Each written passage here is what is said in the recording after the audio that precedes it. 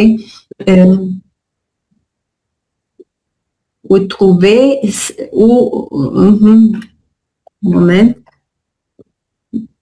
Comment trouver un nouveau vol rapidement ou dormir cette nuit avec garantie de remboursement? Parce que je n'ai pas su si la compagnie me fait remboursement ou pas après. C'est pourquoi j'ai contacté l'IA, parce que il y a vraiment les hôtels qui payent ou qui ne payent pas. Et elle m'a dit vraiment, elle m'a dit, l'intelligence, dans quel hôtel dois-je réserver? Dans quel hôtel je devais réserver? Je devais réserver, oui. Avec la garantie d'être remboursé. Oui, oui. Ah, ok, j'ai compris. D'accord. Donc, ok. Ok, parfait. Alors, sur le chat, j'ai vu que Amel m'avait mis son texte. Ok. Alors, je vais en attendant les autres, je corrige Sandra. J'ai tout à fait oublié les connecteurs. Vous ne lisez pas mes consignes. Oui, c'est ça. Alors, regarde, t'as vu, j'ai fait exprès, comme tu me l'avais envoyé, j'ai juste mis les mots en rouge. Oui. Alors, bien que je pense, il n'y a pas de deux, hein, bien que je pense ne pas utiliser souvent l'intelligence artificielle, devrait. Qu'est-ce qu'il faut mettre? Pas devrait, non. Vous avez le droit de l'aider.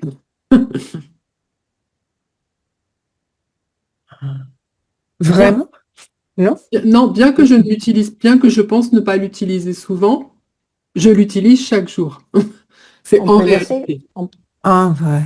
En réalité. Ok, merci. Ouais. Quand je fais des recherches, alors avec Google, ça pourrait marcher, mais tout ce qui est en général Internet, on préfère sûr. Hein, Ah oui, ok. Oui, merci. Je me sers. Ouais, je me sers. Je me sers de Google pour plein de choses. Mais la plupart du temps, c'est pour comprendre une expression en français. Pour trouver la meilleure façon à dire. Alors, c'est pas un, c'est l'autre. Ah, ok, de dire. Ouais. La meilleure, il y a une chanson, c'est la meilleure façon de marcher, c'est encore la nôtre. La meilleure façon de la meilleure façon de dire quelque chose en français, ou pour obtenir la définition d'un mot. Qui, ouais, parce que c'est le sujet, hein. Ouais. Qui n'est pas dans mon dictionnaire en ligne. Alors là, c'est juste qu'en fait, on va enlever la virgule et on va faire la contraction, parce que ça fait bizarre de dire je crois que en général. Je crois qu'en général, et en général, il n'y a pas de E. Je crois qu'en général, les réponses que je reçois sont justes. Alors là, c'est un petit peu, on va dire, en français, on dit bancal. Mais sans doute, il y a des fois qu'elles manquent de naturel. Okay. Comment est-ce qu'on pourrait dire ça d'une manière beaucoup plus simple? Des fois, on n'aime pas trop en français, on préfère parfois. Hein. Ok.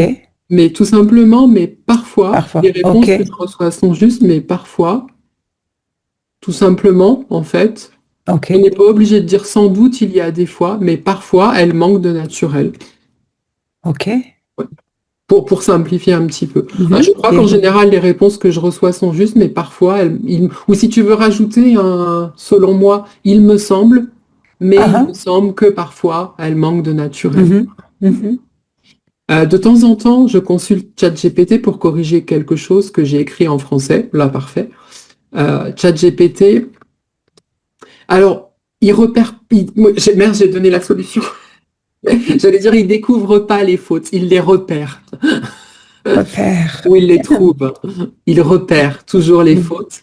Oui, parce qu'on découvre pas, on repère. Mince. C'est que j'ai fait une faute et du coup, mon ordinateur a corrigé avec répète.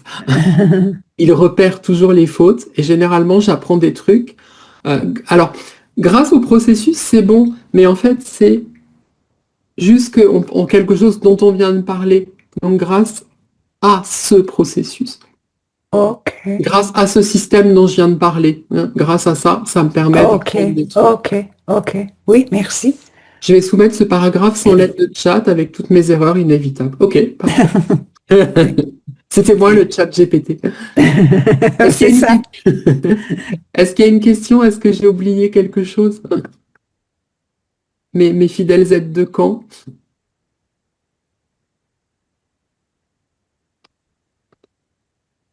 Non? Ça va? Merci, Sébastien. Ça va. Ça va? Bon, alors Marion, toi, tu nous as fait un truc un peu étrange. Marion, elle a testé la correction de ChatGPT. Donc, on a les deux versions. Alors, on va regarder la version initiale et on va voir si je la corrigerai de la même manière. Je suis en train de faire une petite expérience. Je voudrais tester l'intelligence artificielle par rapport à la correction d'un texte. Alors oui, on en avait discuté. Oui, alors ChatGPT a mis en ce qui concerne. Alors oui, je suis d'accord avec lui. Mais est-ce que Ouais. c'est une faute dit par rapport à la correction? En fait, je me suis posé la question. C'est une faute, on va dire, syntaxique, mais c'est une faute que tous les Français nous faisons. Donc, est-ce que c'est encore considéré comme une faute?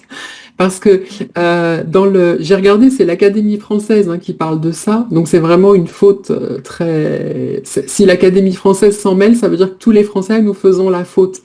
On utilise par rapport en général quand on veut faire une comparaison. Le train par rapport à l'avion est beaucoup moins polluant. Mais quand on veut en général avancer, parler de quelque chose, d'un sujet, on préfère en ce qui concerne. Ouais.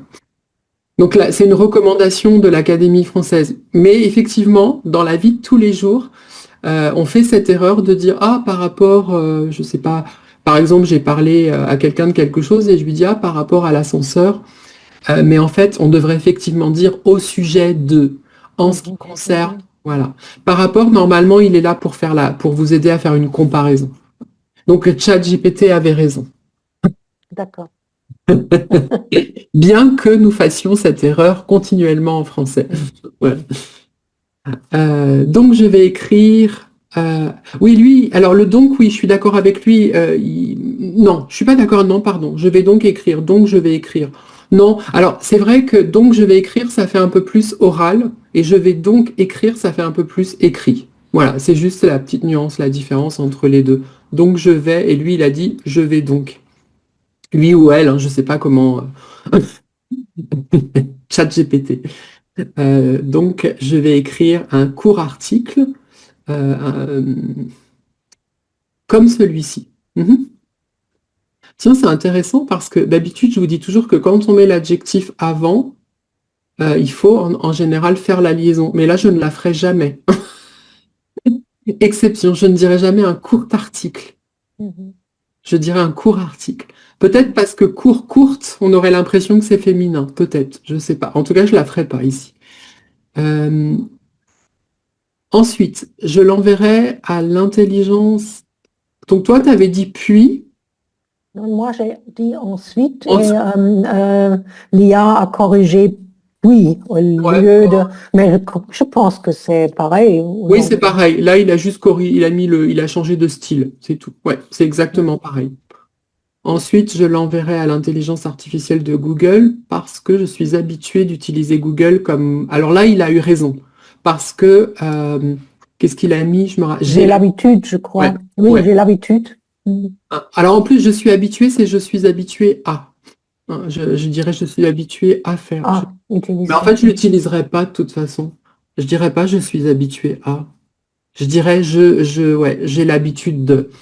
Je dirais jamais je suis habituée à. Non, j'ai l'habitude de faire quelque chose. Comme moteur de recherche, ok. Le sujet m'intéresse beaucoup, donc là je pense qu'il a laissé. Il a dit ce sujet. C'est un petit peu comme moi tout à l'heure quand j'ai corrigé à Sandra, à ce processus. Oui, parce que c'est un certain sujet. Voilà, oui. On vient d'en parler, donc ce sujet, celui dont on vient de parler m'intéresse beaucoup. D'accord, oui. Il y a tant d'étudiants, de scientifiques et aussi d'élèves. Oui, là, le aussi, il est en trop, il est de trop. Là, c'est juste que on va dire que c'est lourd. qui font rédiger leur texte par l'intelligence artificielle. Là, il n'y a aucun problème. Je me pose... Alors lui, il a rajouté alors, tu vois, ils aiment bien, je vous dis, mettre des connecteurs. Donc là, il nous a rajouté un connecteur. Et c'est pas mal. Je me pose donc la question. Bon, il aurait pu mettre donc, mais donc on l'avait déjà. Alors, elle a dit, oui. Voilà, je me pose alors la question. Est-ce que c'est la fraude ou une mesure sophistiquée et intelligente? Alors en fait, là, effectivement, on ne comprend pas très bien. Ce que tu veux dire, c'est ce que tu viens de faire, c'est ça? Est-ce que c'est une fraude? Mais c'est, par exemple, quand les étudiants ou aussi les scientifiques utilisent pour leurs recherches, au lieu d'écrire leur-même, ils utilisent. Et il faut se demander, peut-être c'est une mesure sophistiquée et intelligente, ou ils trichent. C'est la fraude. Alors, c'est pas la fraude, faut que tu gardes, parce que tu dis une mesure, une fraude. Parce que la fraude, c'est la fraude en général. Là, c'est une fraude. Et il te l'a corrigé, il a dit, s'agit-il d'une fraude? Ou d'une méthode, il dit, au lieu de mesure. Oui, parce que c'est pas une mesure. Une mesure, c'est une mesure politique, une mesure économique. Là, c'est la méthode. Ah oui, d'accord. C'est la méthode choisie. Est-ce que c'est une fraude de faire ça? Alors en plus, là, les 2 points, il l'a corrigé aussi, il faut mettre un espace avant, un espace après. Je me pose alors la question, est-ce que c'est une fraude? On pourrait laisser est-ce que c'est. S'agit-il, c'est plus simplement un peu plus soutenu. Est-ce que c'est une fraude ou est-ce que c'est une mesure, une méthode, pardon, sophistiquée et intelligente? J'attends la réponse. À toi, tu avais mis avec curiosité et excitation. Il a proposé impatience au lieu de excitation. Ouais, mais ça, parce qu'en français, on ne dit pas j'attends quelque chose avec excitation. Non, on dit avec impatience, ouais. Vraiment, ça ne se dit pas avec excitation. Ah, oui. Parce que excité, ça peut avoir le sens aussi d'être énervé. Quand on dit une personne qu'elle est très excitée, alors je ne parle pas de la connotation sexuelle, je parle de la... Oui. Mais ça a simplement une connotation, quand on dit d'une personne qu'est-ce qu'elle est excitée, en général, c'est pas positif. Ça veut dire elle est un peu énervée, elle va se calmer, là. Non, ce n'était pas ça donc impatient. que je voulais dire. Oui. D'accord. Ok, elle était pas mal sa correction en fait. Il y a des choses qui sont un peu figées, je pense, mais le reste c'était tout à fait correct. Merci beaucoup et je promets que je ne vais pas faire ça la prochaine fois. La prochaine fois, je vais vous remettre dans la poésie, alors ça va être un peu plus dur. Alors, je vais prendre le texte d'Amel, mais je vais d'abord juste avant... Sébastien? Oui. Sébastien, j'ai une petite question. En ce qui concerne l'utilisation de temps étalement. Parce que hier, il me semble que c'était hier, que j'ai fait une erreur. J'ai dit j'ai dit temps, mais probablement je l'ai utilisé avec un adjectif. Alors, avec les noms comme ici, dans la première phrase, si tu le cherches, oui. Non, mais c'est parce que je suis en train de copier en même temps. Ce n'est pas pour moi. Non, dans le texte de Marion. Oui, non, mais c'est parce que je copie en même temps ce que vous m'avez mis. Là. Ah, ok. C'est... Non. Et il y a tant d'étudiants et on pourrait dire aussi il y a tellement d'étudiants ou pas? Il y a tellement d'étudiants et de scientifiques qui font rédiger. Ouais, mais en fait, avec tellement, j'attendrai un que. Il y a tellement de personnes qui sont venues que. Donc oui, pour moi, on pourrait avec tant d'eux et une personne. Mais je pense qu'avec tellement, j'attends un que. Il y a tellement de qualités que tout le monde l'aime, il y a tant de qualités que tout le monde l'aime. En fait, oui, pour moi, les deux, c'est possible, mais je me demande s'il y en a un qu'on utilise sans que et un avec que. C'était tellement long, il y avait tellement de monde. Non, c'est possible. Non. Oui. C'est possible? Oui. Ok. Par exemple, il y avait tellement de monde. Il y avait tant de monde. Oui. Mais temps, il s'utilise seulement avec les noms. C'est temps de, hein. C'est pas temps Ah, tout temps seul. de. Temps Ouais, de. ouais, Ah, ouais. ok. C'est pas temps tout seul, hein. Non. Mais s'il y a un adjectif, alors il était tellement bon Ouais, et tu peux non pas dire tant avec bon. un adjectif, non. Tu peux pas dire temps beau. Non, ça c'est sûr. Ouais. Je voulais que tu le confirmes. Ouais, ouais. Et Merci. par contre, tellement ça peut marcher. Il est tellement gentil que. Tellement, Mais oui. pas avec temps. Ok. Non, temps, tu peux pas Non. l'utiliser avec un adjectif. C'est Ouais. en italien, tu sais.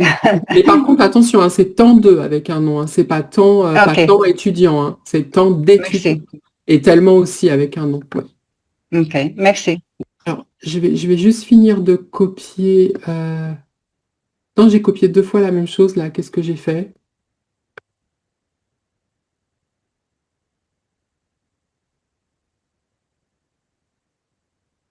Ah, mais le texte, tu me l'as mis en plusieurs fois, non? Je crois, non? Non, tu n'as pas copié tout le texte.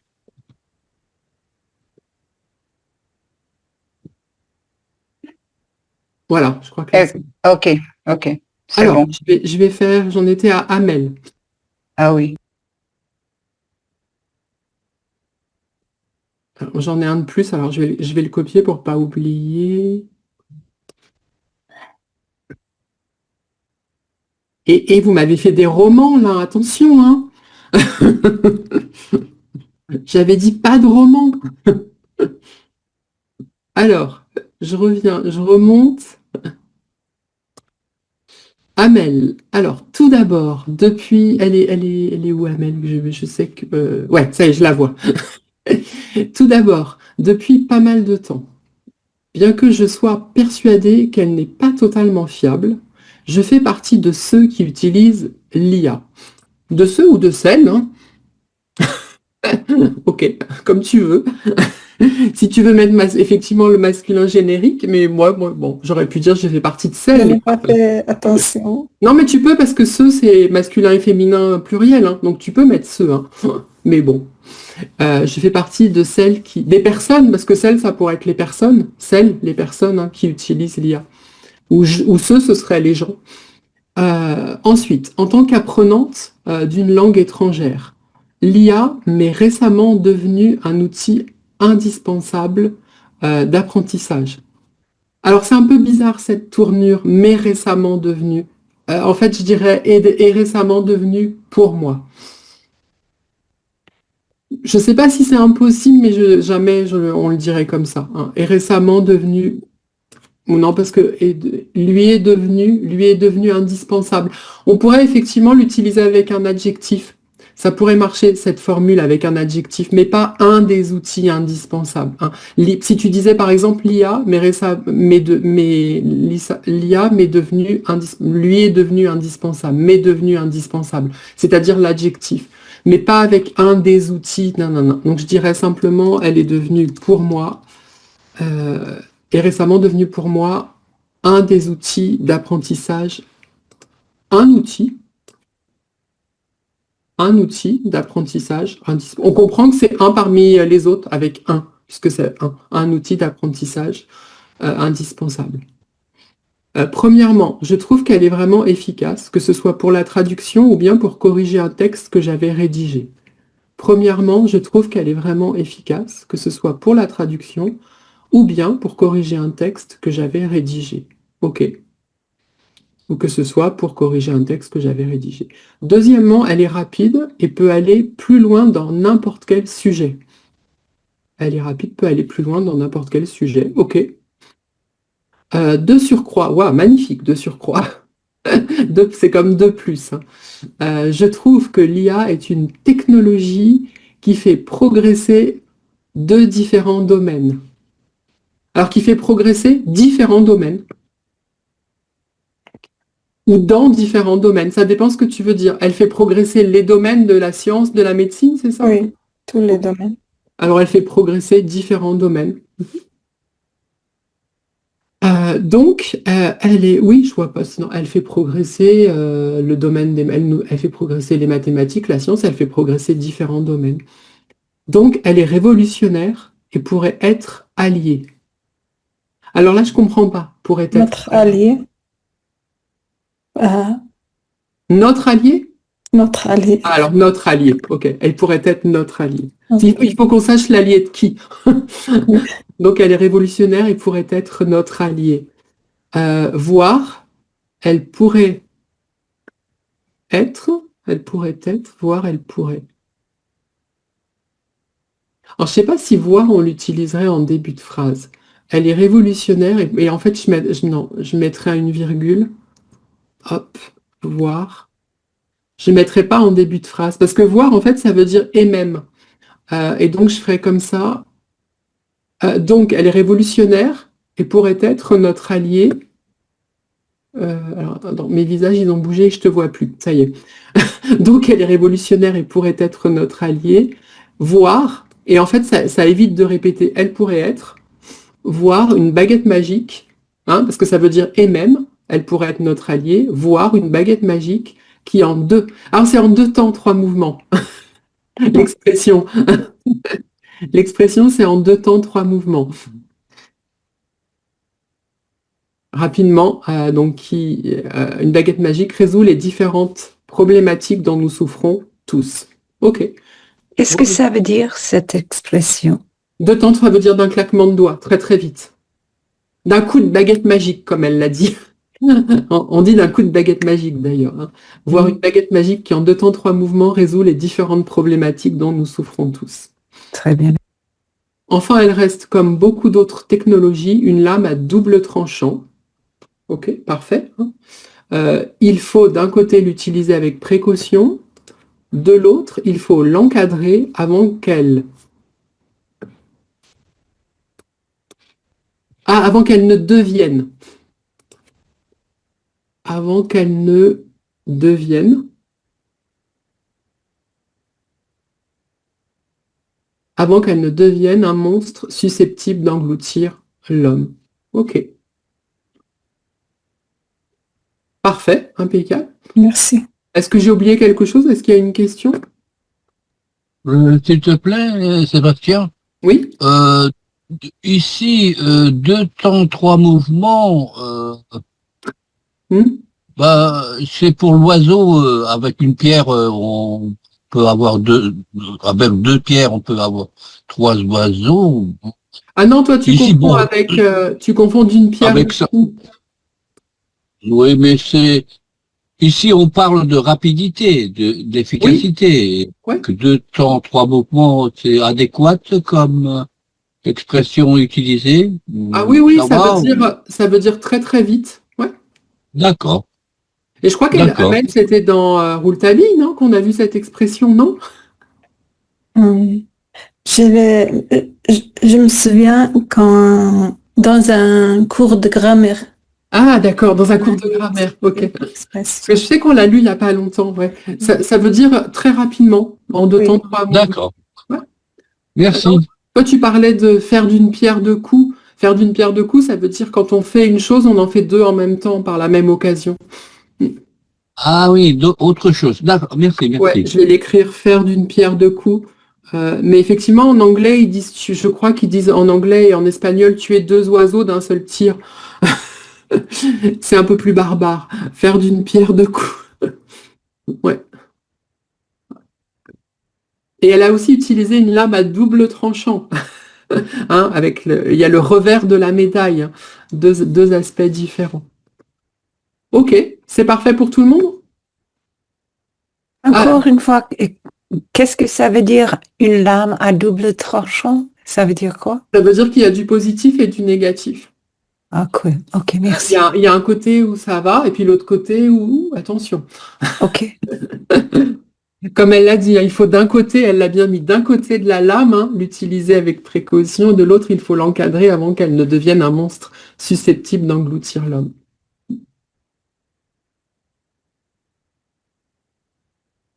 Ok, merci. Parfait. Akio?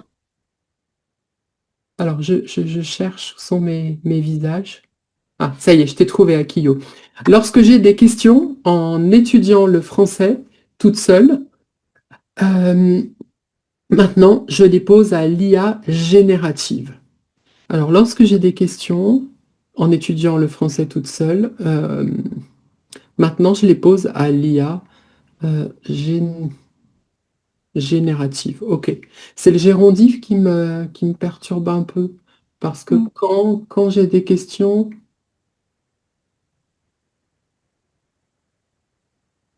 Non, mais ça va, puisqu'en fait, c'est la simultané. Au moment où je suis en train d'étudier le français, lorsque j'ai des questions en étudiant le français toute seule, maintenant, je les pose à l'IA. En plus des réponses rapides et compréhensibles, l'IA me donne souvent des mots d'encouragement convaincants. Tout en sachant qu'elle n'est pas humaine, cela me donne une certaine confiance, surtout quand je suis un peu découragée. Or, l'autre jour, chez le coiffeur, j'ai entendu une cliente bavarder avec sa coiffeuse sur l'IA. En effet, elle la critiquait fortement en disant que ce n'était qu'une machine froide et qu'il ne méritait pas qu'on la consulte. J'ai eu l'impression qu'elle insistait sans jamais l'utiliser. Par ailleurs, un médecin que je connais personnellement a dit que l'IA offrait des mots beaucoup plus compatissants vis-à-vis des patients que les personnes qui peuvent parfois être indélicates. Ces deux remarques opposées m'ont fait réfléchir. C'est toujours toi là, Akio? Ah non, non, Non. c'est fini. C'était fini là, ok. Oui. Je vais faire comme ça. Alors, je vais revenir au début. Parce que je voulais le lire d'abord en entier. Alors, lorsque j'ai des questions... Là, en fait, la phrase, pour moi, elle est un peu bancale. Il faudrait essayer de trouver autre chose que le gérondif. En fait, je mettrais dans l'autre... En fait, je ferais vraiment une simultanéité, mais sans gérondif. C'est parce que ça me gêne lorsque j'ai des questions en étudiant le français. D'accord. Mais là, je ne sais pas expliquer pourquoi. Je mettrais plutôt, en fait, exactement sur le même plan. Lorsque j'étudie le français et que j'ai des questions. Ah, d'accord. Mais Simplement. Parce qu'en fait, ça fait bizarre. Parce que là, en fait, tu décides d'un moment et après, tu dis « je les pose ». C'est juste le gérondif. C'est pas comme de dire je regarde la télé en mangeant. Parce que là, tu fais vraiment deux actions en même temps. Là, si tu veux, c'est deux actions qui sont consécutives. J'étudie et hop, j'ai une question. Donc, je dirais simplement lorsque j'étudie le français toute seule et que j'ai eu, ouais, ou j'ai des questions, ou que j'ai des questions, oui, et que j'ai des questions. ah oui, en fait, j'ai hésité entre une question et des questions. Ouais, on pourrait mettre une en fait, parce que en fait, on sent que c'est répétitif, tu vois, on sait bien lorsque j'étudie le français et que j'ai une question. Ouais, je mettrais dorénavant, hop, parce qu'à partir de maintenant, depuis l'invention de l'IA, dorénavant, je les pose à l'intelligence, je la pose, ok? Je la pose. On sent que c'est répétitif, que c'est général. Je la pose à l'IA générative. En plus des réponses rapides et compréhensibles, en plus donc d'une réponse. Plus d'une réponse, ok. Ouais, en plus d'une réponse rapide et compréhensible, l'IA me donne souvent des mots. Moi, je dirais simplement, elle m'encourage. L'IA m'encourage. Parce que c'est bizarre, me donne souvent des mots d'encouragement. C'est un peu lourd. Donc, je dirais simplement, elle m'encourage. Et tu peux garder ton convaincante. Hein. M'encourage. Soit avec conviction, soit d'une manière convaincante. Au choix, avec conviction ou d'une manière convaincante. Bon, après, c'est parfait. Tout en sachant qu'elle n'est pas humaine. Ça veut dire, je sais bien qu'elle n'est pas humaine. Ah oui, alors il faut que ce soit le même sujet. Donc non, il y a un truc qui ne va pas. Parce que, en fait, si tu utilises le gérondif, il faut que ce soit le même sujet que la proposition principale. Or, le sujet de tout en sachant, c'est toi, je. Tout en sachant qu'elle n'est pas humaine, donc il faudrait dire... cela me donne... En fait, il y a un problème. Il faudrait dire j'ai confiance en moi ou j'éprouve un sentiment de confiance. Parce qu'en fait, il faut que ce soit le même sujet que le gérondif. Donc, tout en sachant qu'elle n'est pas humaine, je me sens réconfortée. Comme ça, tu as le même sujet. Je me sens réconforté. Au lieu de dire ça me réconforte, je me sens réconforté. Je sais pas pourquoi il me le souligne. Ah, parce que on ne sait pas si c'est une femme ou un homme, c'est pour ça? Non, je sais pas. Non. Je me sens réconforté. C'est Arsène ou peut-être. Ah oui, j'ai oublié l'accent. Ouais, t'as raison, j'ai oublié l'accent.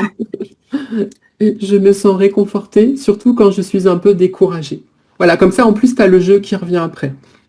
Or, l'autre jour, chez le coiffeur, j'ai entendu une cliente bavarder avec sa coiffeuse sur l'IA. Alors, si tu veux éviter coiffeur-coiffeuse, tu peux dire dans le salon de coiffure. Comme ça évite coiffeur-coiffeuse. Dans le salon de beauté ou dans le salon de coiffure. J'ai entendu une cliente bavarder avec sa coiffeuse sur l'IA. En effet, elle la critiquait fortement en disant que ce n'était qu'une machine froide et qu'il ne méritait pas qu'on la consulte. Ok. J'ai eu l'impression qu'elle insistait. Alors, sans jamais, je dirais, qu'elle exagérait, en fait, tu veux dire, non? Insistait. Qu'elle exagérait, je pense. En français, on dit qu'elle en faisait des tonnes. Qu'elle exagérait, qu'elle en faisait des caisses. Alors qu'elle, et là je ne mettrai pas sans jamais, alors qu'elle ne l'utilisait jamais. Ou alors qu'elle prétendait ne jamais l'utiliser. Ou alors qu'elle prétendait, puisqu'elle le dit, qu'elle ne l'utilisait jamais.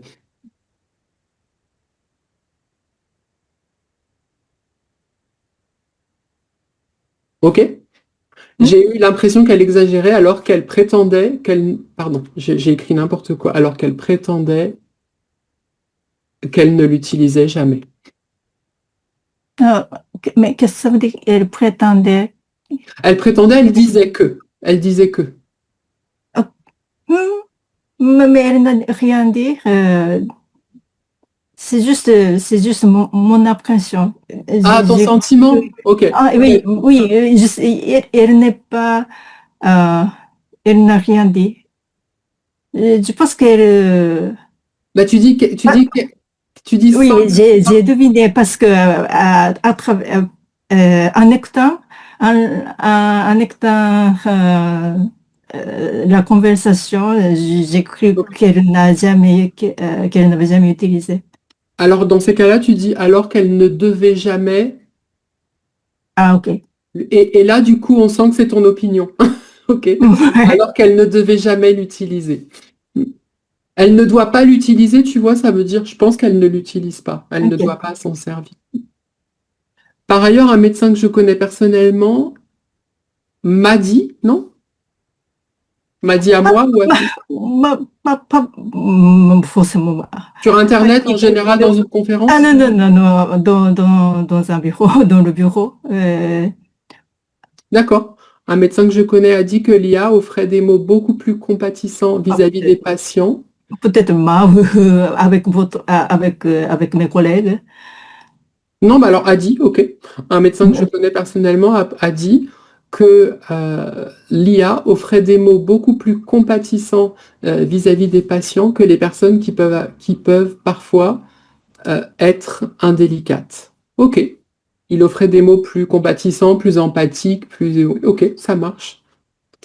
Que des personnes réelles, en fait, qui parfois peuvent être plus... qui peuvent être parfois... par contre, il n'y a pas de virgule. Offrait des mots plus compatissants vis-à-vis des patients que les personnes... Oui, l'IA offrait des mots parfois plus compatissants vis-à-vis des patients que les personnes qui peuvent parfois être indélicates. En fait, la virgule, je la mettrais peut-être là. Moi, je la mettrais pas, non? Que les personnes qui peuvent parfois être indélicates, que les êtres humains, si, qui peuvent parfois être indélicats. Si. Ces deux remarques opposées me font réfléchir. Ok. Question? J'ai rien oublié? Ah non, ça va. Après, tu me copier dans le chat. Ouais, à la fin, je vous envoie le document. D'accord. Okay. J'envoie à tout le monde en PDF. Comme ça, vous avez tout. Merci. Alors, j'ai copié là, mais je ne sais plus qui j'ai copié. Je vais remonter. C'est le mien. C'est le mien, Sébastien. Mais j'ai pas tout. Tu l'as copié 2 fois. Oui. Alors en fait, je peux effacer Tu ça. peux- Oui. Tu peux le... Voilà. Ok. C'est une histoire là que Sandra déjà connaît Déjà. parce que je l'ai raconté hier dans un autre atelier. Je veux l'entendre encore une fois. Tu Ok. vas la voir. En écrit. En écrit. À l'écrit. À l'écrit. À l'écrit, oui, oui, oui. J'utilise ChatGPT depuis plusieurs années. Et dès le début, oh, j'aurais dit depuis, ouais, dès le début. Si, dès le début. Vous connaissez aussi d'emblée, l'expression d'emblée? Non. Mm-mm. Je vais l'écrire. Et j'ai été séduite. Et d'emblée, ça veut dire vraiment depuis le premier moment. D'emblée. Ça pourrait remplacer dès le début, hein. Et d'emblée, j'ai été séduite par la rapidité de ses réponses, la clarté de ses explications et la qualité de sa langue. Ah, je dirais de la langue. De la langue. Ça fait bizarre de sa langue. Ouais, non, de la langue. Parce qu'on a l'impression que c'est sa langue physiquement. Ah oui, oui. En effet, il m'a souvent aidé à rédiger des demandes, des réclamations ou à répondre aux questions concernant nos groupes de conversation. Ah, tu parles de l'académie? Oui. Ah, ok. Ainsi, je l'ai naturellement perçu comme un tuteur fiable et bienveillant, presque comme un ami. Ok. De plus, j'ai souscrit un abonnement mensuel afin de travailler ma prononciation. Alors, je sais que souscrire, je crois qu'il y a un problème là-dessus, mais je crois que tu l'as bien utilisé parce qu'on dit souscrire à un emprunt. Je crois que c'est à. Et j'ai toujours un doute parce que moi, je dis souscrire à, s'engager, prendre part, souscrire à un emprunt, revêtir, souscrire un contrat. Oui, donc en fait, tu as raison, souscrire un abonnement. Ouais. Et une autre verbe? Un autre verbe que souscrire? J'ai pris un abonnement ou quoi? Ah, moi, je dirais je me suis abonné. Ah, ok. Je me suis abonné mensuellement, tout simplement. Mais c'est bien, non, c'est bon, j'ai souscrit un abonnement. Ouais. C'est ce que je voulais dire, c'est que des fois, on fait l'erreur en français parce qu'on souscrit un abonnement et on souscrit, par contre, à autre chose. C'est souscrire, c'est s'engager financièrement à autre chose. Donc, mais c'est un peu la même chose parce que souscrire à un emprunt et souscrire un abonnement, il y a quand même un engagement dans les deux cas. Donc en français, on a toujours un problème avec ce verbe. Mais c'est correct, hein, non. Si vous mettez j'ai souscrit à ou j'ai souscrit, c'est bon. J'ai souscrit un abonnement mensuel afin de travailler ma prononciation. Son aide a été précieuse. Texte varié, analyse détaillée. Et tout au long, beaucoup d'encouragement. Alors tout au long, ça fait bizarre. Et en même temps, non. Et en même comme en anglais. Texte varié, analyse détaillée, ou avec tous, et en même temps, non? Parce que tout au long, ça fait marrant, ça fait bizarre. Et en même temps, et par la même occasion, c'est peut-être plus joli, par la même occasion. Ça veut dire en fait, au moment où on fait ça, hein, par la même occasion. Mais ça se réfère à plusieurs occasions, ou non? Oui. Bah, à chaque fois que tu fais un texte, varié, l'analyse est par la même occasion, beaucoup d'encouragement. Oui, je pense que oui. Par la même occasion, c'est une expression. Ah, mince, je voulais regarder un truc, mais ça ne me l'a pas mis. Du même coup et du même coup. Hein, oui, c'est ça, par la même occasion. Peu à peu, j'ai progressé avec plaisir et confiance. Puis un jour, tout a basculé. Okay. En fait, après lui avoir envoyé un enregistrement, il m'a fourni l'analyse d'un autre dialogue que je n'avais jamais transmis. Ok, j'ai compris ensuite qu'il n'avait entendu aucun de mes fichiers. Qu'il n'avait compris, non? Non, entendu, parce que il n'entendait pas l'enregistreur que j'avais là, non? Il ne pouvait pas, il n'était pas capable de l'entendre. Ah, écouter, non? D'écouter, ok. Écouter, ouais. Parce que entendre, entendre, c'est Ah oui, vraiment... oui, mais Écouter, ça veut dire... c'est les deux. ouais. Oui, oui, écouter et entendre, oui. Bah, alors dans ces cas-là, tu mets les deux, qu'il n'avait qu'il n'avait entendu ni écouté, ouais, bon, qu'il n'avait écouté aucun de mes fichiers. Écouter, ok. Ou qu'il n'avait pas pu entendre, peut-être. Il faudrait expliquer parce que entendre, c'est un acte inconscient, c'est un acte naturel, entendre quelqu'un. C'est comme un bruit, on entend un bruit qu'il n'avait pas pu écouter, alors qu'il n'avait pas pu. En fait, il pouvait pas les écouter, c'est ça.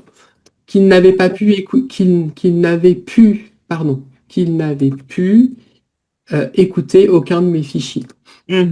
Cette découverte m'a profondément déçue. Enfin, même si je sais aujourd'hui qu'il ne mentait pas volontairement, une question demeure. Comment accorder encore ma confiance à quelqu'un qui peut inventer une analyse complètement fabriquée? Comment accorder encore? Non, c'est alors je l'ai corrigé et c'est comment accorder encore ma confiance à quelqu'un qui est capable de créer une telle absurdité. Bon. Ah, c'est là. C'est une Ok, autre variante. Alors attends, je vais faire ça. Hop, comment accorder encore ma confiance à quelqu'un qui est capable de créer une telle absurdité? Ok. Comment accorder encore? C'est le encore qui m'embête. En fait, je dirais comment puis-je encore? Ouais, parce que ça me gêne sinon. Comment puis-je encore accorder ma confiance à quelqu'un qui est capable de créer une telle absurdité? Ou comment pourrais-je? Et un subjonctif, là, serait-il possible ou non? Quelqu'un qui soit capable de créer? Non, parce que là, en fait, le quelqu'un, tu l'as défini. C'est ChatGPT. En fait, le subjonctif, il est là quand la personne, elle n'existe pas. Je recherche quelqu'un qui soit capable de créer une réponse correcte. Ici, tu l'as défini. On sait qui c'est. On sait qui est ce... Et il l'a fait, oui. Ouais. Merci. Une question? Ok. Alors, Hermélinda... Je cherche Hermélinda. Oui, coucou. Ah. C'est vraiment un commentaire plus qu'un test, mais c'est bon. L'IA, cette grande inconnue. Okay. J'utilise de temps en temps ChatGPT pour consulter certaines choses et surtout pour gagner du temps lorsque je dois faire des recherches. Je ne suis pas encore capable de faire de grandes choses avec cet outil. Je ne me suis pas encore vraiment embarqué dans ce monde à la fois créatif et sans limite.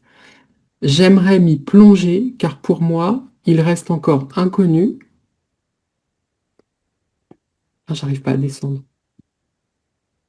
J'aimerais m'y plonger car pour moi... Et le monde, les sujets, le monde, ça reste encore inconnu.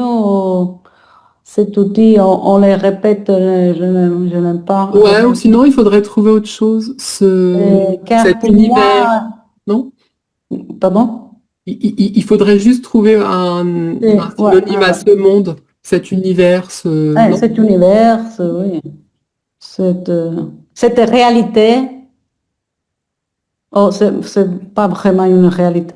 Oui, cette réalité reste encore inconnue, cet univers reste encore inconnu. Cet océan, parce que tu as dit j'aimerais m'y plonger. Oui. Donc, parce que j'aimerais vraiment m'y plonger comme dans la piscine. J'aimerais m'y plonger car pour moi cet océan reste encore inconnu. Cet océan, parfait. Mais j'aurais besoin d'un instructeur. Là, voilà, là, il est parfait le subjonctif, parce que l'instructeur, on le connaît pas. C'est comme en italien. J'aurais besoin d'un instructeur qui puisse m'introduire aux algorithmes. Ouais, m'introduire, oui, ça peut passer, m'introduire à quelque chose. C'est un peu bizarre. Me faire connaître, que me puisse expliquer les algorithmes appropriés pour mieux les utiliser, par exemple, Mhm. pour mieux profiter, pour mieux en profiter, par exemple. Ouais, introduire je vois l'utilisation de qui pourrait C'est m'aider, qui puisse m'aider à Ouais, à utiliser les algorithmes appropriés pour créer des choses utiles ou des choses intéressantes qui puisse m'aider à utiliser les algorithmes appropriés. afin de créer, Mhm. afin de créer des choses intéressantes, plus intéressantes, utiles. Voilà. Mhm. Ouais.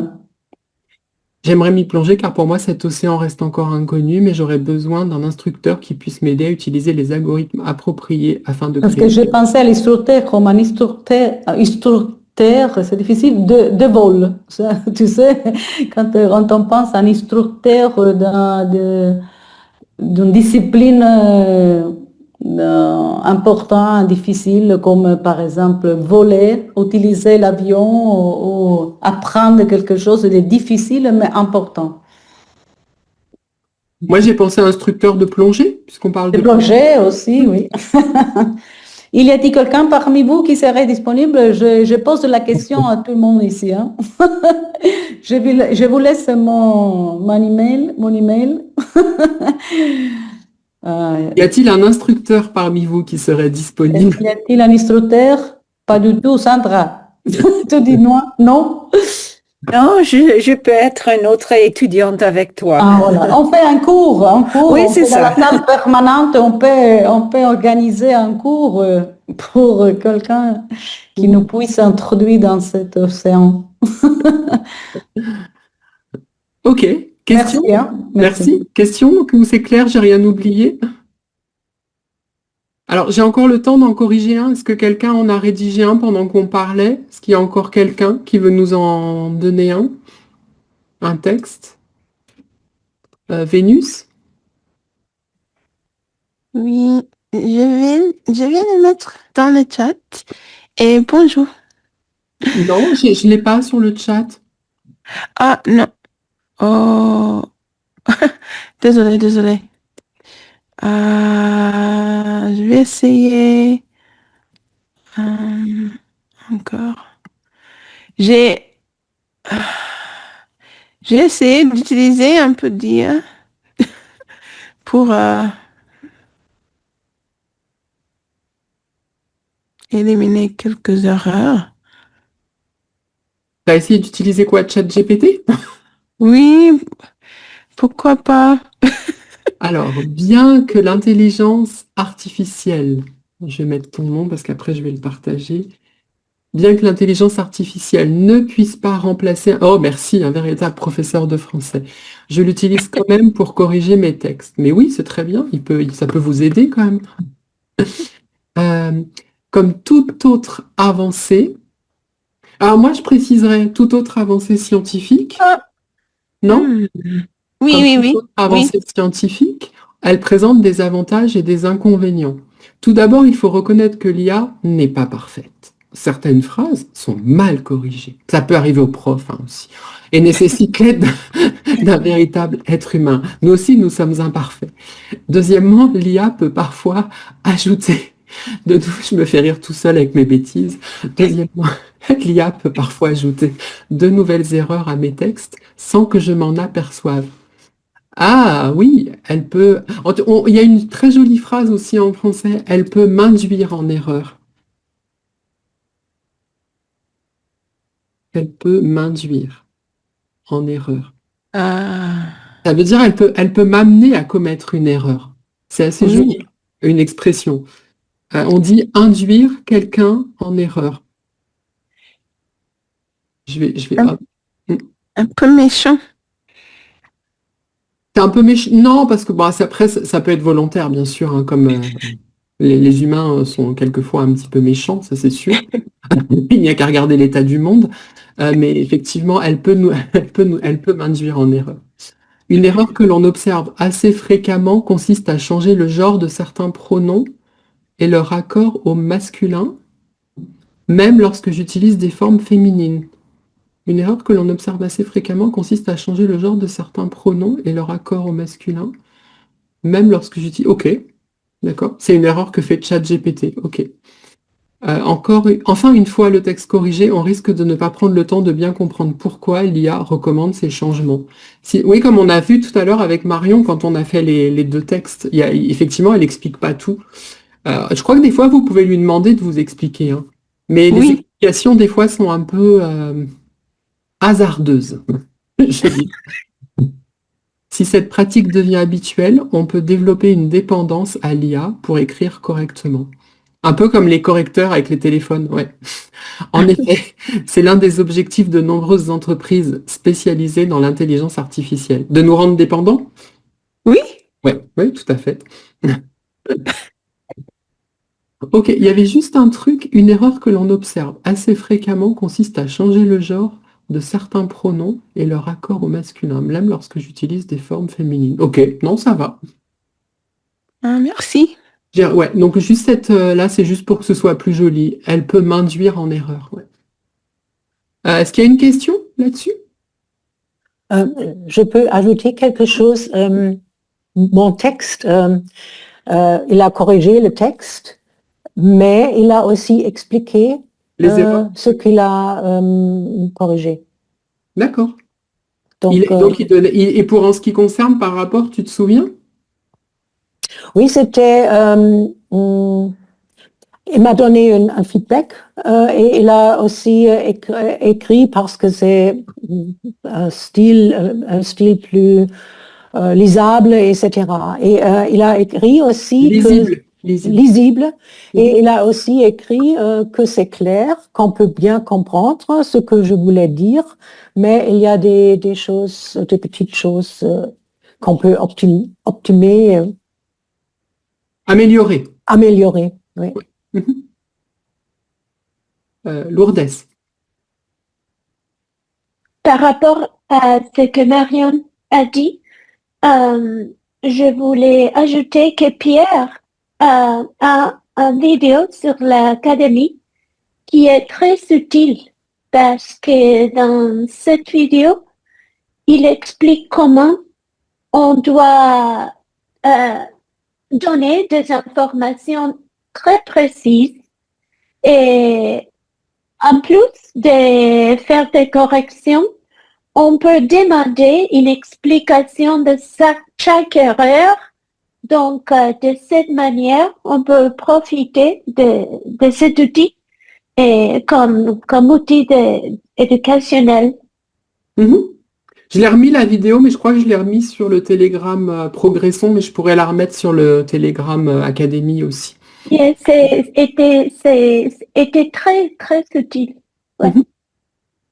Et Lourdes, tu as fait quelque chose? Parce que du coup, j'ai pas le temps de corriger, mais si tu veux, tu me l'envoies et je le corrigerai pour la prochaine fois. Non, je l'ai écrit, mais après, elle était trop longue et la chat n'a pas accepté ma composition. D'accord, bah, si tu veux, tu me l'envoies sur Telegram et je le corrigerai pour la prochaine fois, pour le prochain cours. D'accord, merci. Ok, et il y avait quelqu'un d'autre, j'ai oublié personne? Non? Alors, je vous ai partagé sur le chat, vous m'avez demandé donc le PDF, et j'ai déjà prévu un truc pour la prochaine fois, donc je peux déjà vous le partager également. Donc je vous le partage, vous le regarderez tranquillement, je vous le partagerai aussi sur Telegram, donc si vous voulez vous préparer pour la semaine prochaine comme ça, vous pourrez, puisque la semaine prochaine c'est consommer local, le thème. Et donc ce que je vous propose, c'est d'essayer d'écrire un petit poème pas forcément avec des rimes, etc., un petit poème en vers libre, pour nous donner envie d'aller consommer local dans votre région. pour essayer de, je sais pas, de présenter votre région, les produits gastronomiques, les paysages, ça peut être sympa. Et bon, je vous ai mis sur le document un poème qui est pas un poème très facile, que j'ai prévu de lire un jour dans pas aujourd'hui, mais dans le petit salon littéraire, mais que je vous ai mis pour vous donner une idée. C'est une poétesse qui parle de la Normandie. Voilà, mais c'est juste pour vous donner une idée. C'est pas pour faire la même chose, parce qu'évidemment, c'est une poétesse, hein. Voilà. Donc je vous le mets sur le chat, ce sera pour mercredi prochain, mais de toute façon, je le partagerai aussi sur Telegram. Ok? Comme ça vous laisse une semaine entière pour écrire un beau poème. Ok? Voilà. Alors je passe au petit salon littéraire. Alors juste le temps d'ouvrir mes petits documents. Hop. Tac, tac, tac, tac. Et je vais mettre l'enregistrement en route. Hop. Alors, mon document est tellement grand que j'arrive plus à rien voir, mais je vais y arriver. Alors, je mets juste mon casque et on démarre.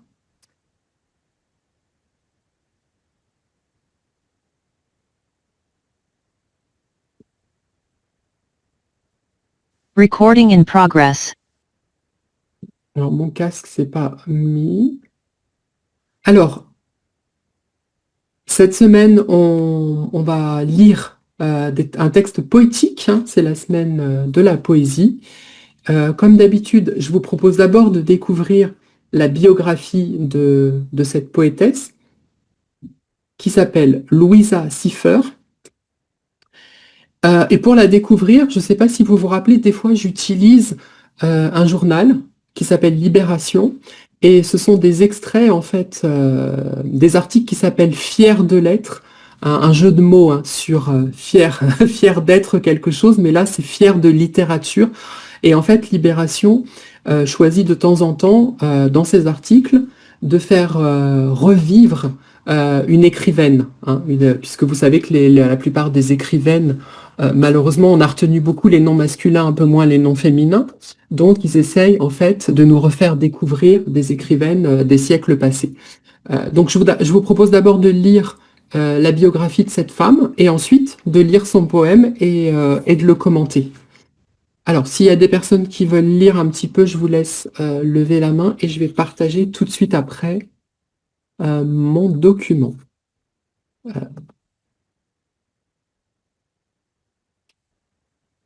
Alors, on va d'abord lire la biographie. Donc, je vous partage cet article de Libération. Hop.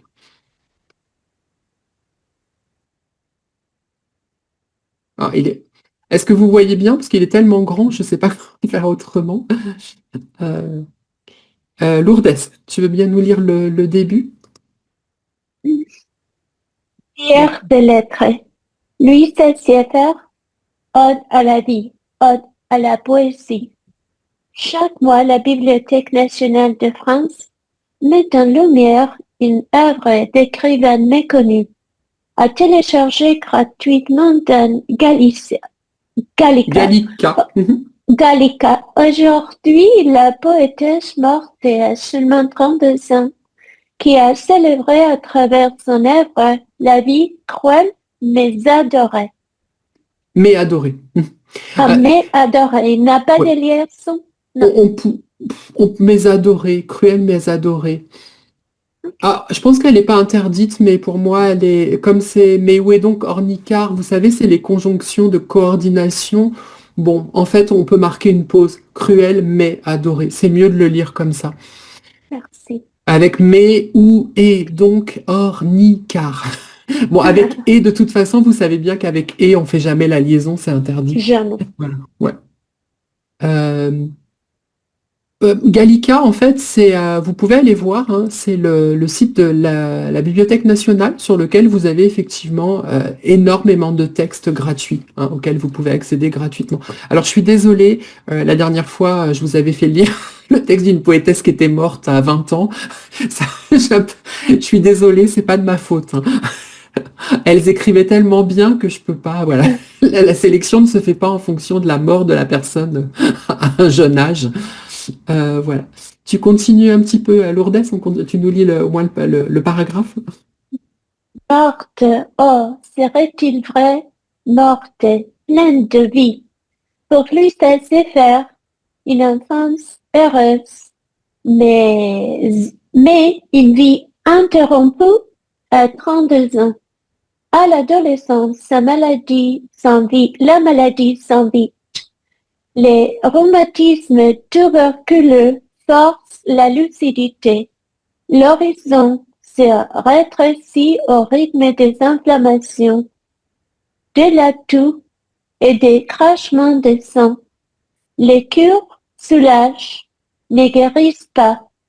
Pour vaincre la mort et braver l'inconnu, il reste à la jeune femme la foi en Dieu, l'espérance de vivre chaque jour un peu plus. La poésie devient un orgueil borné dans une bataille perdue d'avance. Là, par contre, il faut le faire, hein, un orgueil. Un orgueil. Qui est cette poétesse méconnue, dont une œuvre rayon perdu a pourtant jadis fait le succès. Lui sait faire, né en 1845 à Lyon, dans une famille protestante imprégnée par les idées de la Révolution, d'une double filiation essoise et suisse-allemande. Elle n'est toutefois pas attirée par l'Allemagne. Lectrice précoce, elle est influencée par la Bible, l'héritage huguenot des poètes tels que Clément Marot et Agrippa d'Aubigné. Elle lit également les auteurs de l'Antiquité, les classiques des romans historiques. Elle trouve l'inspiration chez Victor Hugo, Théophile Gautier ou Georges Sand. La recherche d'une beauté formelle, alors que son œuvre révèle une grande diversité dans les formes d'expression alexandrine, octosyllabe, quatrain, pantoum, etc., rapproche la poétesse des Parnassiens, qui sont ses contemporains, et qu'elle va côtoyer. Ok. Alors, je reviens un petit peu sur ce texte. Bon, une vie interrompue, les rhumatismes tuberculeux, ok. Effectivement, donc elle est morte de la tuberculose. La poésie devient un orgueil borné. Hein. Borné, ça veut dire têtu. Elle est têtue, hein, dans une bataille perdue d'avance. Hein, la maladie, c'est la bataille perdue d'avance, et la poésie devient un petit peu ce qu'il a fait vivre, hein, son espérance de vivre.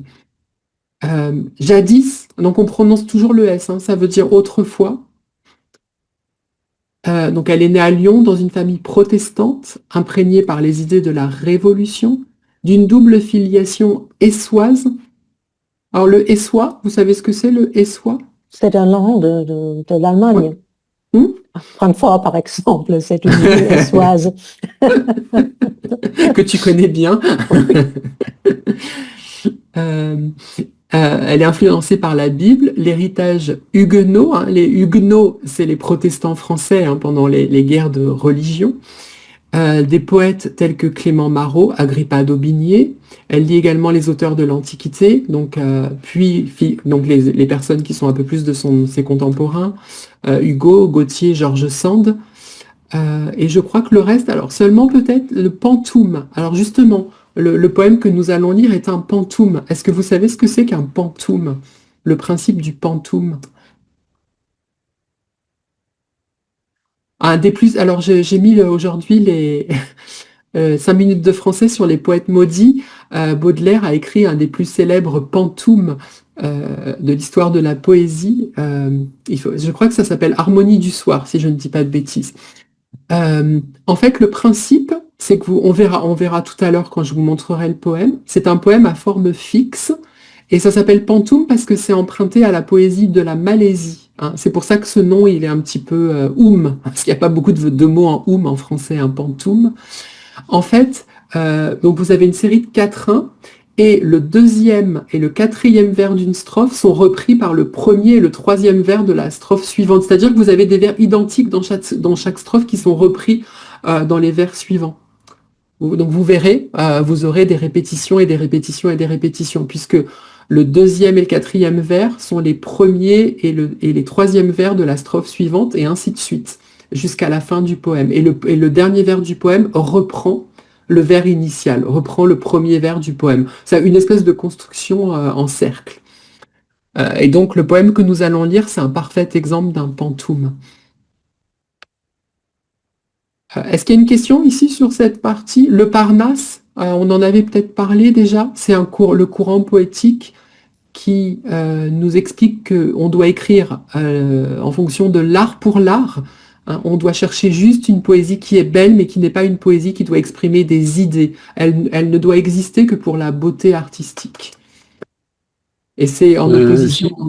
Oui? Oui, s'il te plaît, Sébastien, cinquième ligne, orgueil borné, j'ai écouté ce que tu as dit, j'ai pas tout à fait saisi.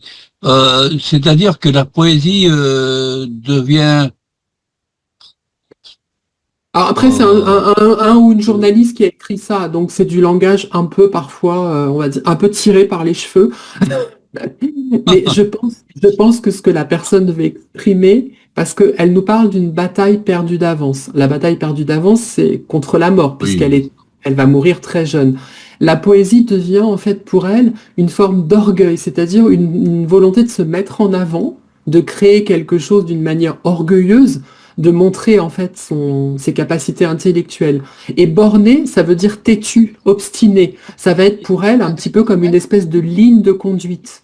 C'est ce qui va la faire vivre en fait. Donc elle est face à face pour la bataille perdue, c'est ça? Elle ne peut rien faire contre la bataille perdue, c'est ça? Non, elle peut rien faire contre la maladie. Elle peut rien faire contre la maladie, et que donc sur cet aspect, elle devient orgueilleuse. Ben, je pense que ça signifie... Si, c'est ça. Je pense que ça signifie aussi que pour elle, une manière de vivre, c'est à travers sa poésie, déjà parce qu'elle est malade et qu'elle n'a pas forcément la possibilité de faire tout ce qu'elle veut. Et je pense qu'aussi, ça deviendra pour elle, d'une certaine manière, elle continuera à vivre après sa mort. Si elle arrive à créer une poésie que tout le monde va lire, que tout le monde va admirer, ça lui, voilà, pour elle, ce sera un petit peu une lutte contre cette bataille perdue d'avance. Bon, après, je surinterprète un petit peu parce que c'est un article de journal. Hein.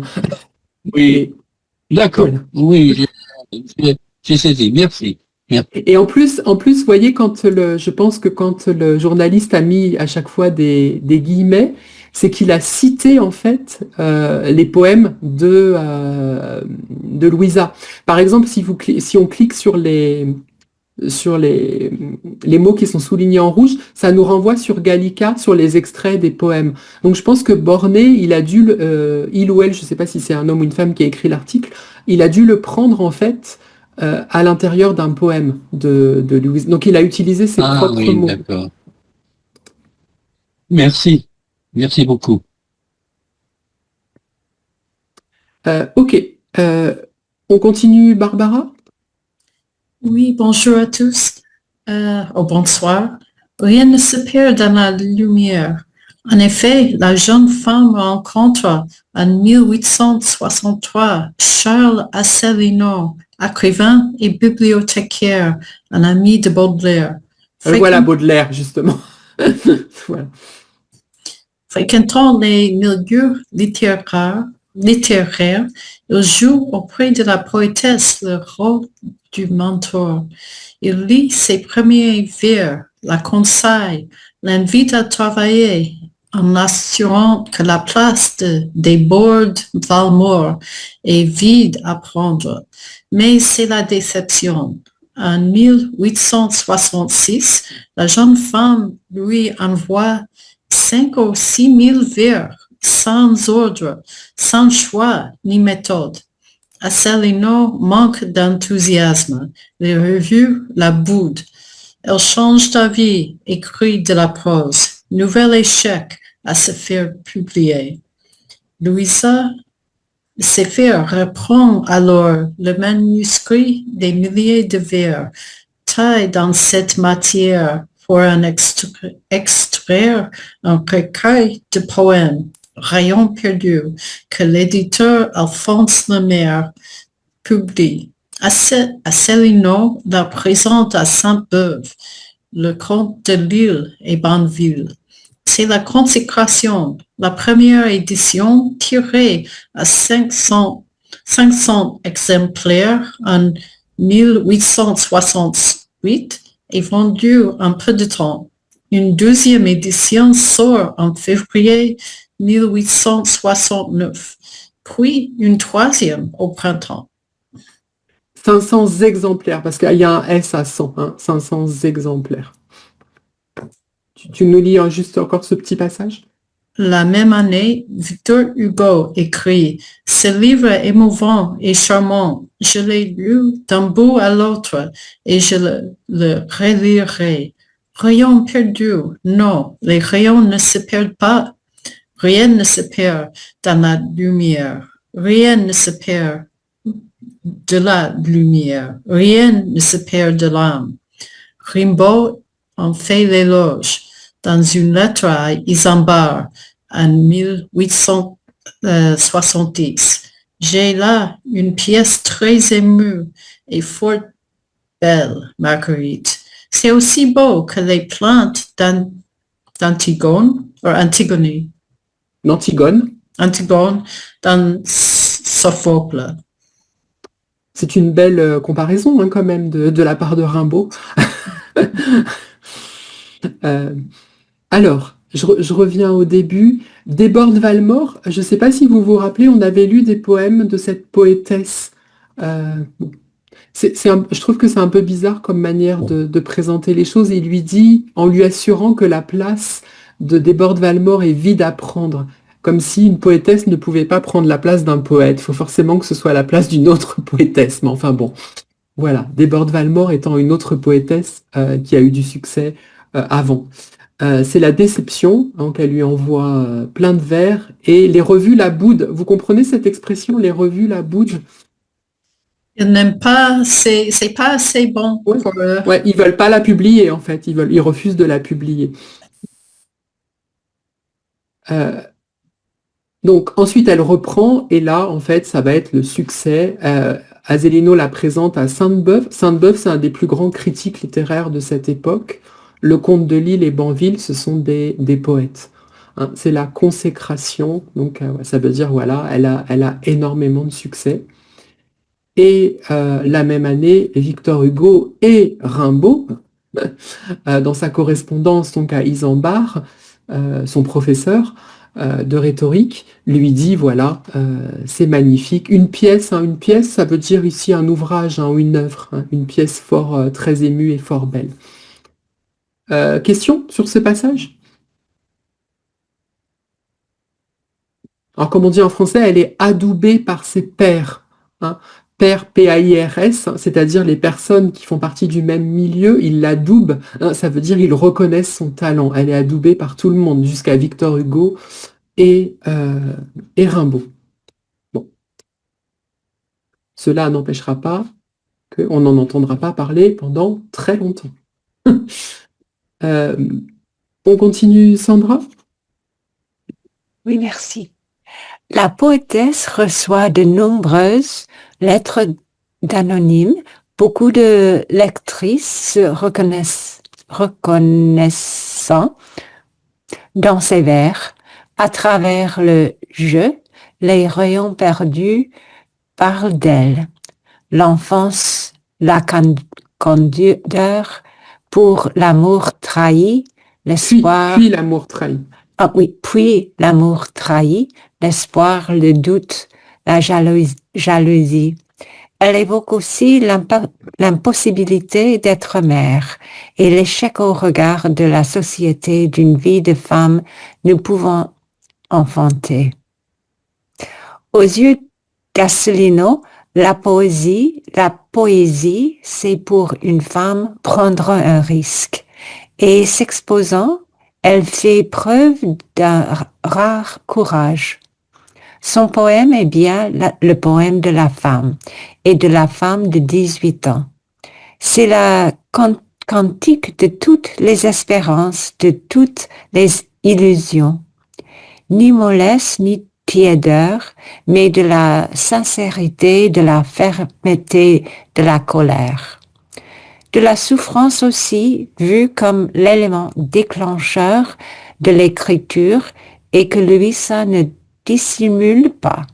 Au contraire, elle la célèbre.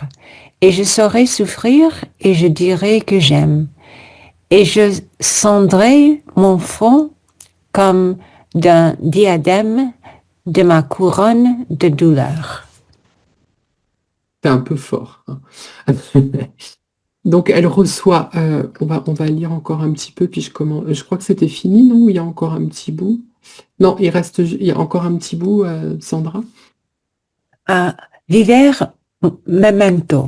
Ma vie Vivere, merci. Vivere memento. Ma vie à 18 ans compte tout en passé. La maladie annonce la fin des illusions. À la fois lucide, que de fois je mentis à ma propre souffrance et mélancolique. Toute âme est le champ clos du bataille noire. La Bretesse cherche dans la prière et le stoïcisme de quoi apaiser les tourments. Ok. Alors, je reviens sur je remonte sur le vocabulaire, j'arrivais pas à remonter. Qu'est-ce que je voulais vous dire? La candeur, vous savez ce que c'est la candeur?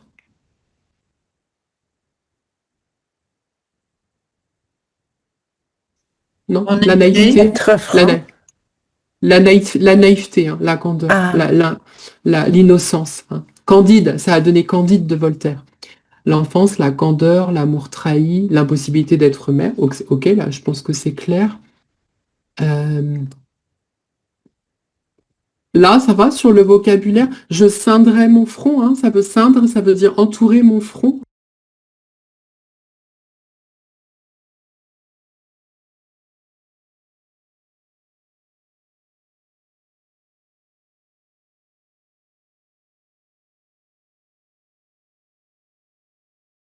Au regard, échec au regard de la société, c'est-à-dire que être battu par le regard de la société, échec, non, le mot échec. Non, elle parle de l'échec. La société considère que une femme qui n'a pas d'enfant, c'est un échec. Ah, d'accord. Au regard de la société, ça veut dire que la société considère qu'une femme qui n'a pas d'enfant, c'est un échec. D'accord, merci. C'est marrant parce que ce matin, j'ai lu je crois que c'était comme quoi ça n'a pas beaucoup changé, parce que je crois que c'est l'actrice américaine Jennifer Lawrence qui a dit, au lieu de demander aux femmes pourquoi elles font des enfants, elles ne font pas d'enfants, demandez-leur pourquoi elles en font. Mais à la limite, je trouve que c'est pas mieux, en fait, de le dire. C'est pas très intelligent non plus. On ne leur demande rien et puis c'est tout. Je suis d'accord. C'est d'accord, on leur pose pas la question de savoir pourquoi elles le font pas. C'est tout. Elles le font et puis c'est tout. Elles font ce qu'elles veulent ou elles ne le font pas si elles ne le veulent pas. Oui, d'accord. Voilà. Mais j'ai trouvé que c'était bizarre de dire on devrait leur demander pourquoi elles le font au lieu de leur demander pourquoi elles ne le font pas. Non, c'est pas mieux. Pour moi, on passe pas d'une question extrême à une autre. En fait, c'est complètement stupide. On ne demande rien à personne, chacun fait ce qu'il veut. Voilà. Alors, je continue. Vivere memento. Hein. Alors, je crois que c'est expliqué un peu plus loin, cette citation latine, il me semble. Oui, c'est à la fin. On la traduira à la fin. Ma vie à 18 ans compte tout un passé. La maladie annonce la fin des illusions. Ok. Je pense que là, ça va, ce petit paragraphe. Hein, le stoïcisme, de quoi elle cherche dans la prière et le stoïcisme. Alors, doctrine philosophique, il faut du courage pour supporter la douleur, le malheur. Ok, bon. Être stoïque. Ok. On finit la biographie Marion? La colère, elle exprime aussi en politique avec l'année républicaine 1869 et les saintes colères 1871. Elle manifeste avec 71. et 1871. Ouais. Elle manifeste avec franchise un engagement républicain et patriotique. En retour, Victor Hugo et Edgar Quinet lui adressent des lettres de soutien. Ses œuvres, ainsi qu'un récit en prose et des comédies, ne connaîtront toutefois pas le succès de Rayon perdu. Après une amère déception amoureuse, Louisa accepte les avances d'un admirateur. Si la promesse des fiançailles est échangée, les années passent avant qu'en 1876, les noces soient célébrées. Mais quelques mois plus tard, elle décède à Pau à la suite de sa longue maladie. Elle laisse une œuvre qui illustre sa devise Vivere memento. Oui, souviens-toi de vivre. Oui, malgré la tempête, résiste, espère, crois. Ok. Là, ça va, la fin du texte, le vocabulaire? Oui. Donc, vivere memento. Belle devise. Souvenez-vous de vivre. N'oubliez pas de C'est un vivre. peu comme carpe diem. Oui, un petit peu, ouais. Alors, je sais pas si c'est une femme ou un homme qui l'a écrit, du coup. C'était peut-être au début. Non, j'ai pas l'auteur ni l'autrice. Ah si, par Eddie Noblet. Ok. Donc, c'était il. Ok. Et le Alors, journal, c'est Libération. Libération, mais c'est un journal, ce n'est pas la Libération quotidienne, le journal. Si c'est un quotidien, Oui, je sais, mais c'est dans le journal quotidien, de temps en temps, il présente une écrivaine. ah, fier de l'être, non, c'est pas tout le temps. Et je sais même pas si ça existe encore parce que quand moi je les trouve sur Internet, sur le site de Libération, et je n'en ai pas trouvé d'extrêmement récent. Donc je suis pas sûre que la rubrique ils l'ont, je sais pas si ça continue en fait. Parce que je crois que j'avais cherché et cette rubrique, il me semble, quand je tape sur Google, je n'ai pas de publication récente. Je crois que la plus récente, la dernière, c'est décembre 2024. Donc je crois que non, ils ont dû arrêter de l'écrire, cette rubrique. Quel dommage, parce que ça, Oui. je trouvais énormément d'idées, mais il y en a encore beaucoup que j'ai pas encore explorées. Mais Il y a pour encore ça, il y a j'ai plein demandé. d'articles. Oui. Ouais. Mais vous pouvez aller regarder, c'est fabuleux, hein, toutes ces histoires, il y en a plein, parce que je vais pas forcément prendre toutes les... Parce que moi, je choisis bien sûr les françaises, enfin, ou les francophones, mais il y a aussi, je crois que de temps en temps... Alors, c'est surtout des écrivaines francophones, puisque c'est la Bibliothèque nationale, etc. Mais je crois que des fois, il y a 2, 3 écrivaines d'autres pays aussi. Et c'est assez intéressant, toutes les histoires, c'est bien écrit, c'est assez intéressant. Je vous conseille, hein, c'est comme ça. Bah, de toute façon, je vais vous partager celui-là, donc vous aurez le nom de la rubrique. Fier de l'être. Voilà. Alors, je vous partage la poésie maintenant. On en vient à ce joli pantoum.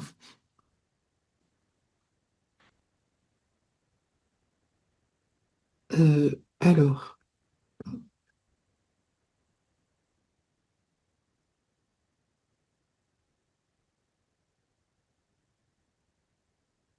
Je vais agrandir un petit peu.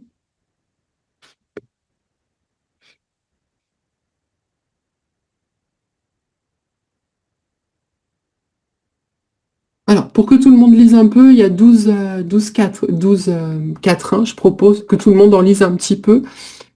Marion, tu nous lis les 2 premiers, puis après on change. OK? Alors, le titre c'est En passant en chemin de fer. Discret, furtif et solitaire. Où menez-vous, petit chemin? Vous convoi plein de frais mystères, vous cachant au regard humain. Où menez-vous, petit chemin, tapissé de fleurs et de mousse, vous cachant au regard humain que votre ombre doit être douce. OK. Natalia, tu nous lis les 4 suivants? Ah oui. Tapissé de fleurs et de mousse, abrité du froid, du vent, que votre ombre doit être douce à celui qui s'en va revend.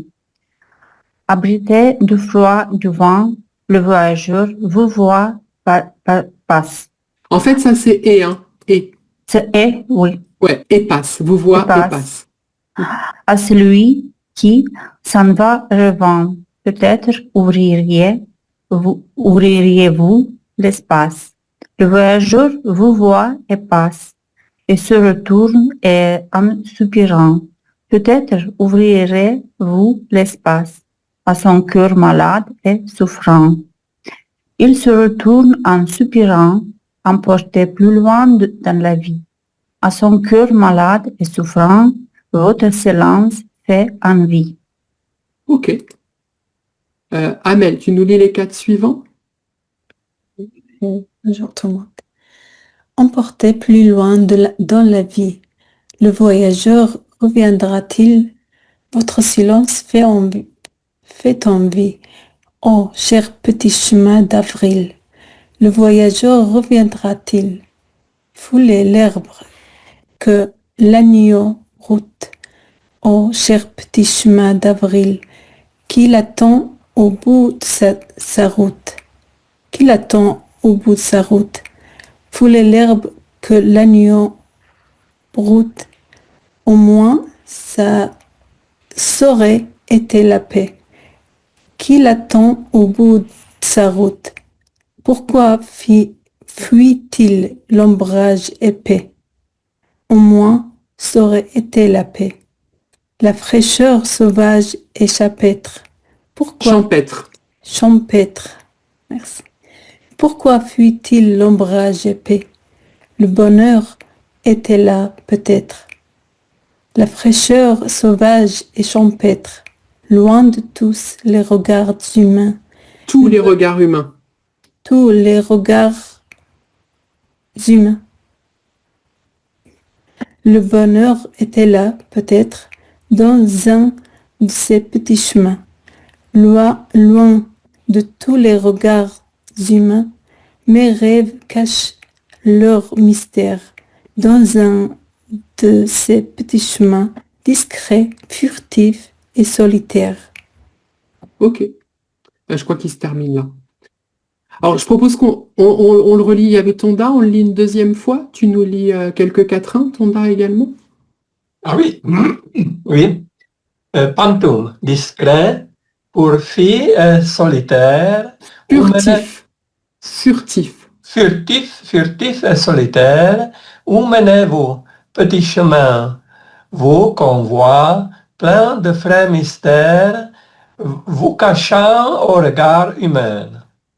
Où menez-vous, petit chemin, tapissé de fleurs et de mousse, vous cachant au regard humain que votre ombre doit être douce, tapissé de fleurs, je suis ici, tapissé de fleurs et de mousse, abrité du froid et du vent, que votre ombre doit être douce à celui qui s'en va revend.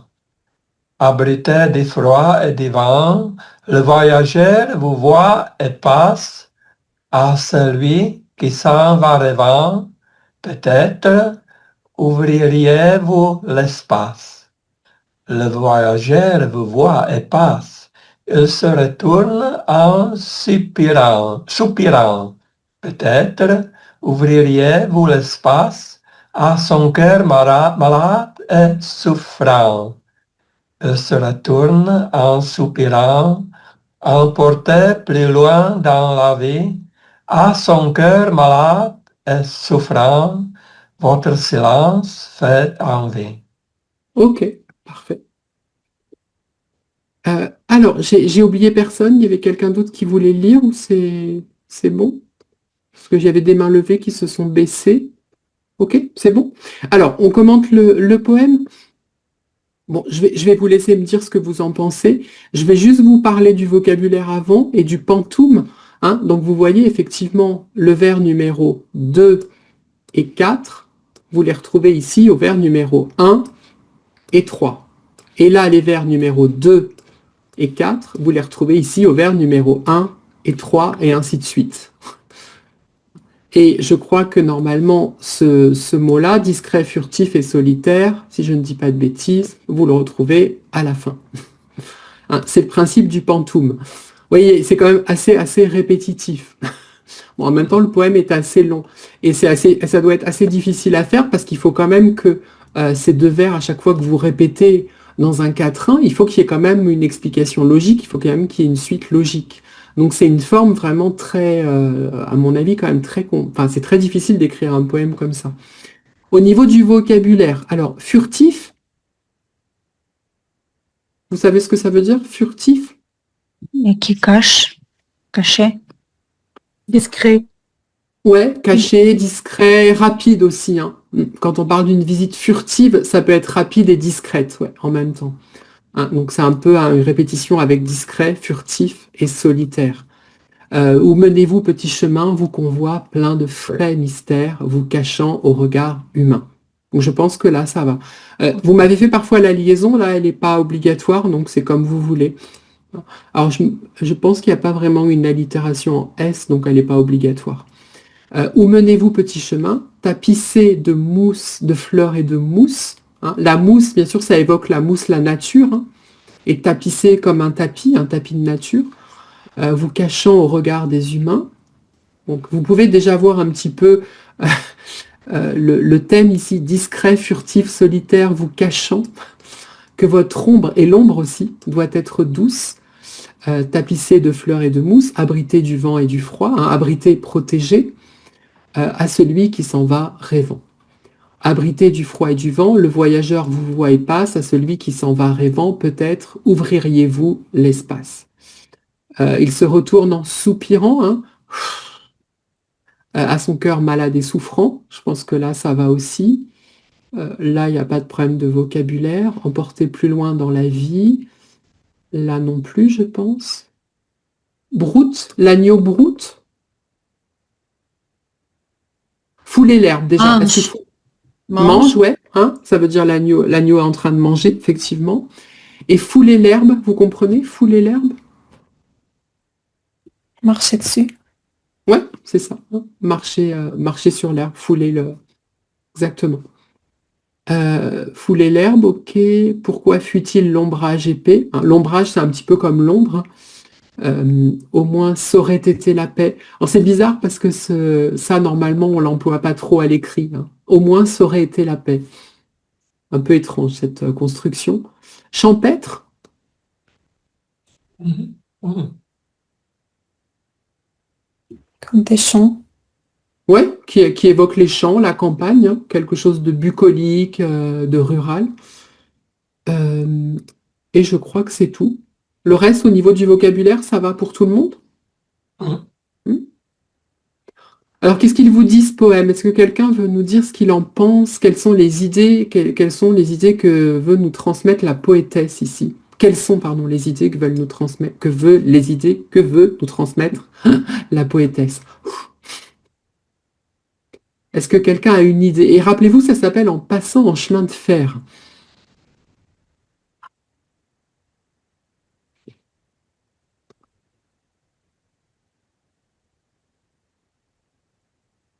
Pas de petites idées? Si? Amel? Je vais essayer. Je pense qu'elle décrit son état de santé, de sa vie. Elle est malade, du coup, elle est en vers du chemin, elle s'en va. Et sa santé, son état de santé se détériore, alors elle le décrit de cette façon-là. Le froid, le vent, le souffrir avec le soupirant. Ok, oui, il y a effectivement un passage sur la souffrance, le fait de soupirer. Mhm. Même la façon dont elle a écrit sa poème, le Pantan, je pense que comme elle souffrait de la tuberculose, alors c'est périodique, on pourrait dire. C'est pour ça qu'elle, je pense, que c'est la raison pour laquelle elle l'avait écrit de cette façon-là. Le choix du pantoum, le fait que ce soit quelque chose qui est répétitif, ça évoque une maladie qui revient sans arrêt, en fait, c'est ça? Oui. Symptomatique, en fait, les symptômes qui reviennent sans arrêt? Merci. Ok. Ok. Il y a effectivement le thème de la maladie, le thème... c'est intéressant de penser que la forme du poème évoque aussi le côté cyclique de sa maladie. Ok, ouais. Natalia? Je pense que il y a une idée de voyageurs, de passants, c'est-à-dire nous sommes dans sa nature, dans la nature, dans le monde temporairement, tandis que la nature est quelque chose d'éternel.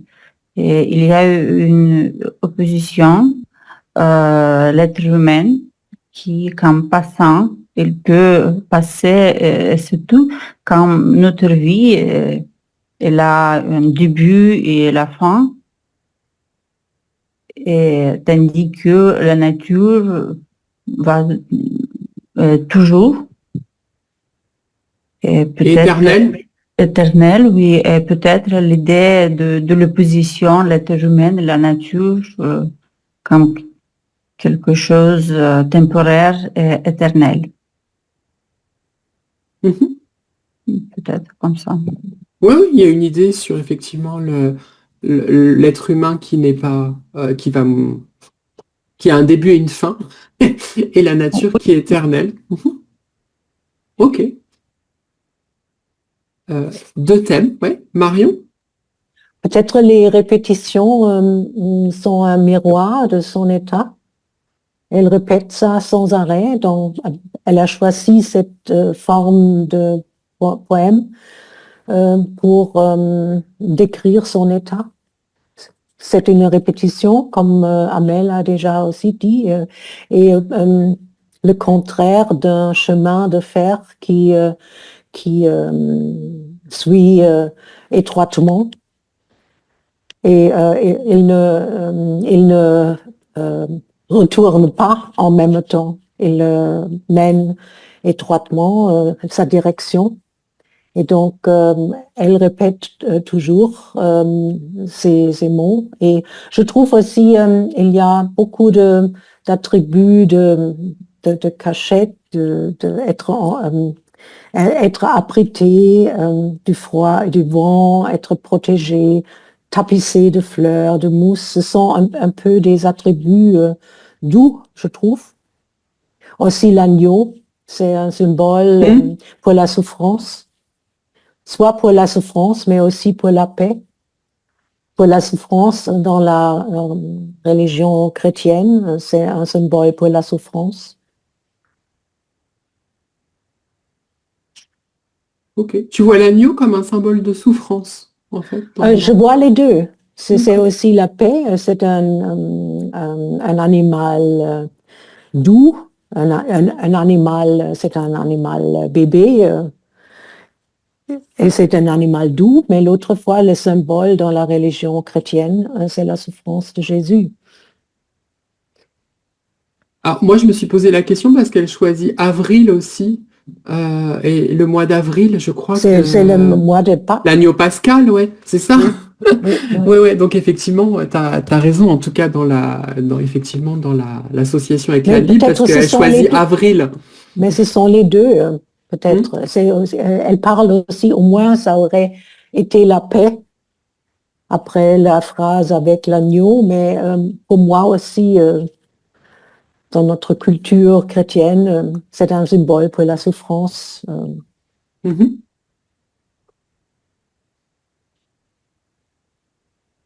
C'est vrai, agneau avril, ouais. Ok. Lourdes?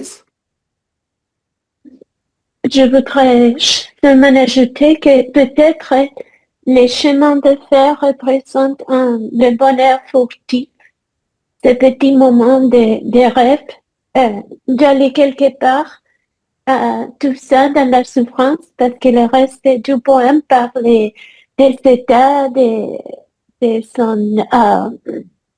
états d'humeur, comme elle se sent de la maladie et tout ça. Et je pense que peut-être le chemin de fer, c'est un peu de liberté, de s'enfuir du bonheur passager.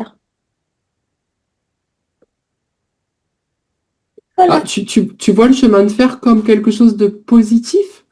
Je vois le chemin de fer Ouais. comme une échappatoire. Quand on s'en va, on peut échapper la douleur, peut-être rêver de ce qui nous Mais attend. Non, est-ce que je tu sais penses pas. qu'elle réussit à la fin, justement, à descendre du train? Non, non, Ok. mais je pense qu'elle rêve que peut-être ce Elle chemin pourrait. la rendra libre. Euh, c'est un rêve, c'est pas la réalité, mais c'est peut-être. Pour moi, voyager, c'est la liberté, non, d'aller quelque part, de recommencer. Je ne sais pas si pour elle c'est la même chose. Mhm. Je vous dirai pourquoi j'ai insisté là-dessus, sur ce Ok. chemin de fer. Quelqu'un veut ajouter quelque chose? Oui, s'il te plaît. Je n'ai, je ne vois pas bien l'ensemble de l'image. Bon, le chemin de fer, elle est là, peut-être, et la relation avec le voyageur. Le voyageur, c'est aussi qui est dans le train, peut-être. Dans l'ensemble, je ne vois pas bien, je ne peux pas imaginer l'ensemble de tableaux, quoi, de arrière-plan. Bah, le voyageur, il arrive après. Le voyageur, je pense qu'il sert un petit peu de... le voyageur, c'est nous, en fait. J'imagine qu'elle veut nous placer à l'intérieur du poème parce que dans le poème, elle ne dit jamais je. Elle parle du voyageur, de son cœur malade.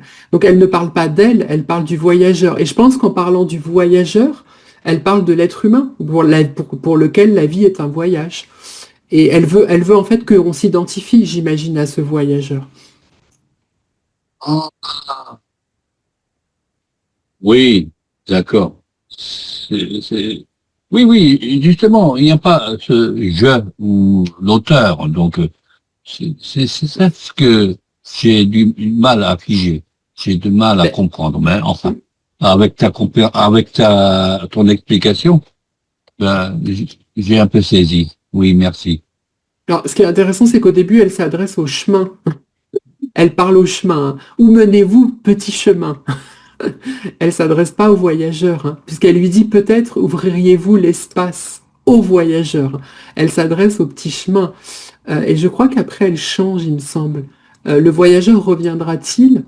Là, elle pose plus la question au chemin. Quand elle dit le voyageur reviendra-t-il, elle pose une question d'ordre général. C'est un peu une question rhétorique. À qui adresse-t-elle cette question? Et après, je crois qu'elle continue. Qui l'attend au bout de sa route? Elle parle du voyageur. On est plus dans la question existentielle, dans la question humaine à tout le monde, en fait. Alors qu'au début, elle s'adressait d'abord au chemin. Et quand elle dit pourquoi fuit-il l'ombrage épais, Là, elle interroge directement le lecteur, en fait. Elle change, en fait, de perspective au cours du poème. Au début, elle s'adresse au chemin, et après, elle s'adresse à qui, je ne sais pas. Elle s'adresse au lecteur, elle s'adresse peut-être à la divinité, je ne sais pas. Il y a effectivement un changement de perspective à l'intérieur du poème. Alors, je vous dis pourquoi ce chemin de fer, pour moi, il n'est pas forcément positif.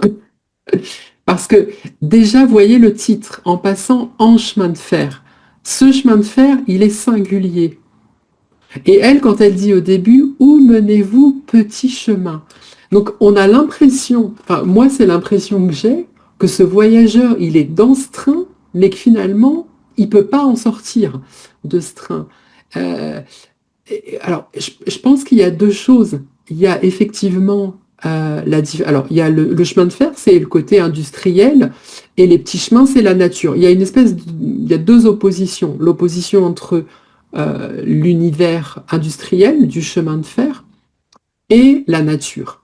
Et on a l'impression que ce voyageur, et je pense que c'est une métaphore du passage du temps, vous m'avez parlé de maladie, de mort, etc. Mais en fait, je pense que c'est simplement un poème sur le temps qui passe. C'est-à-dire, on est dans le train. En fait, le train, c'est la vie, c'est la métaphore de la vie. On avance. Et on aimerait bien pouvoir de temps en temps prendre ce qu'on appelle des chemins de traverse. Mais hélas, la vie nous oblige à avancer, à continuer. On ne peut pas s'arrêter tranquillement pour regarder les agneaux brouter. On ne peut pas s'arrêter tranquillement pour... je pense qu'il y a plusieurs idées dans le poème, mais je pense que ça, c'en est une. C'est pour ça que le chemin de fer, je le vois plutôt comme la tragédie humaine, comme dirait, vous connaissez l'ouvrage de Zola, La bête humaine. Il parle du train. Hein, la bête humaine, c'est le train. Donc je pense qu'à son époque, c'est aussi la métaphore de ce nouveau moyen de transport qui est en train de détruire le paysage. Donc je pense qu'il y a à la fois les deux côtés. La vie à travers le train, la vie qui passe et qui ne s'arrête pas, et aussi cette métaphore entre l'industrie et la nature. Et il y a une troisième dimension, donc la dimension mystique qu'on peut voir avec l'agneau Avril, mais je pense aussi une dimension, je sais pas, j'avais parlé une fois le mythe de la caverne de Platon. Vous connaissez le mythe de la caverne de Platon? Les humains ne voient pas, ce que nous voyons, nous les humains, ce n'est pas la réalité. En fait, la réalité, il faut aller dans la caverne de Platon et regarder les ombres. Alors, elle en parle pas mal des ombres et de l'ombrage, et c'est pour ça que j'ai pensé à la caverne de Platon, parce qu'elle nous parle de ces petits chemins qui sont des mystères et qui se cachent au regard humain. Et donc, je pense qu'elle parle de ces vérités cachées qu'on n'arrive pas à percevoir parce que, en fait, on n'a pas le temps de faire comme dans la caverne de Platon, on n'a pas le temps de s'arrêter pour analyser les choses, pour comprendre les grands mystères de l'univers. Parce que c'est ça, quand elle parle de mystères, ce qui se cache aux regards humains, discrets, furtifs, solitaires.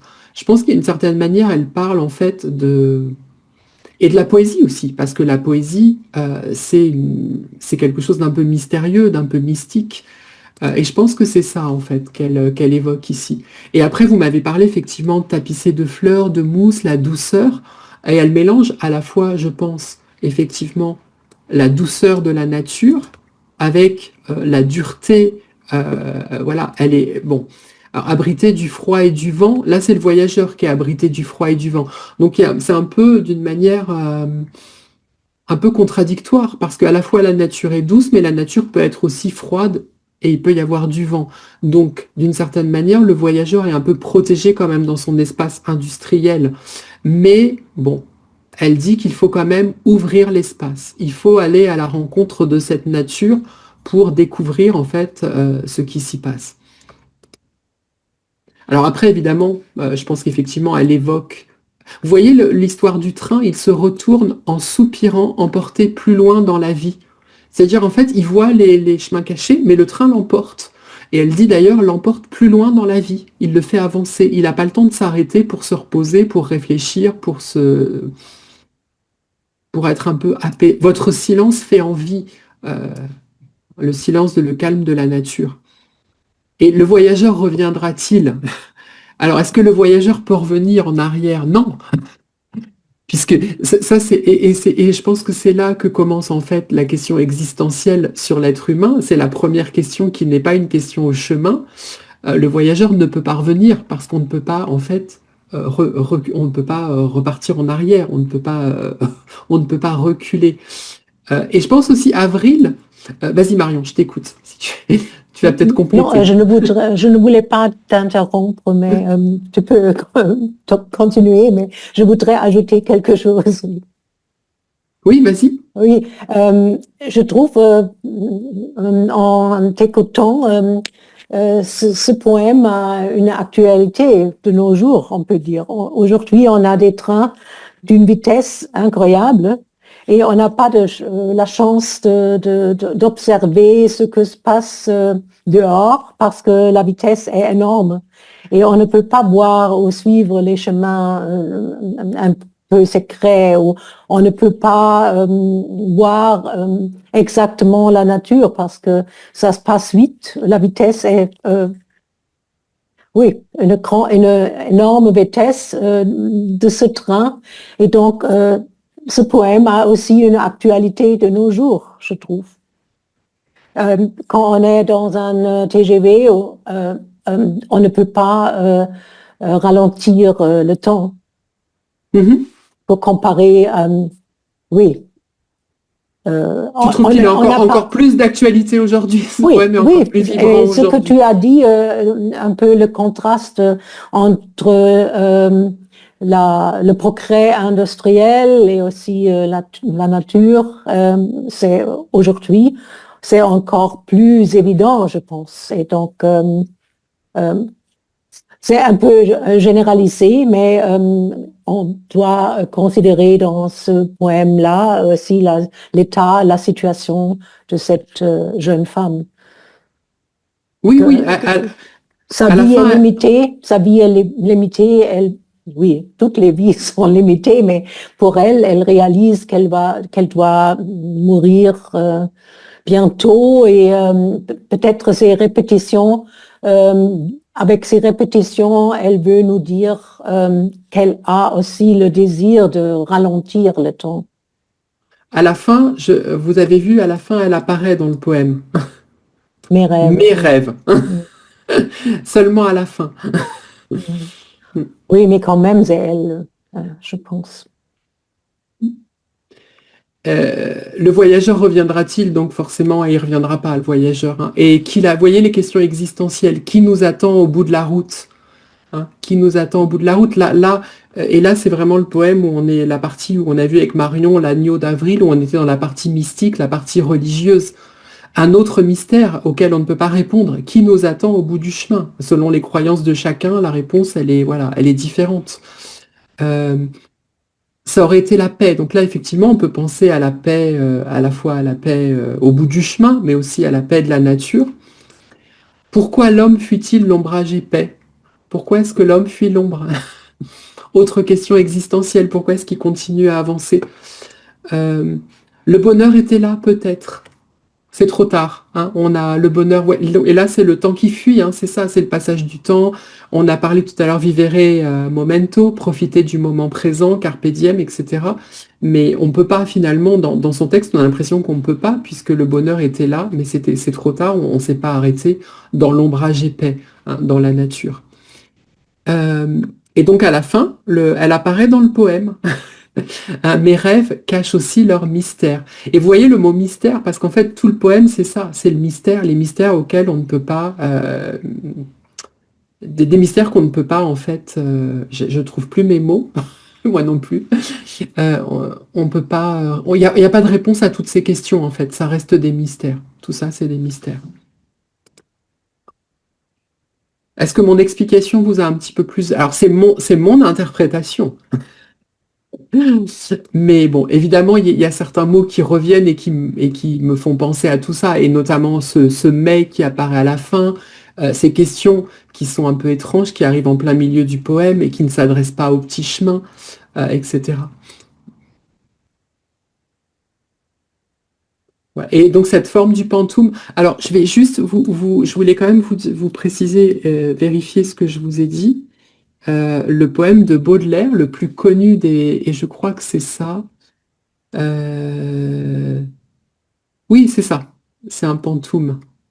Ah non, c'est pas tout à fait un pantoum parce que ça ne se termine pas exactement de la même manière.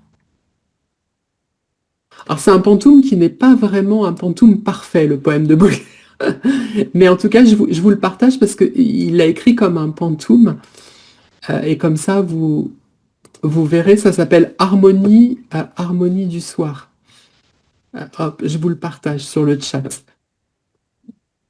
Bah sinon, vous cherchez sur Internet Baudelaire, Harmonie du soir, c'est un pantoum. Vous allez voir, c'est là, écrit exactement de la même manière que Chemin de fer. J'aime beaucoup la forme pantoum.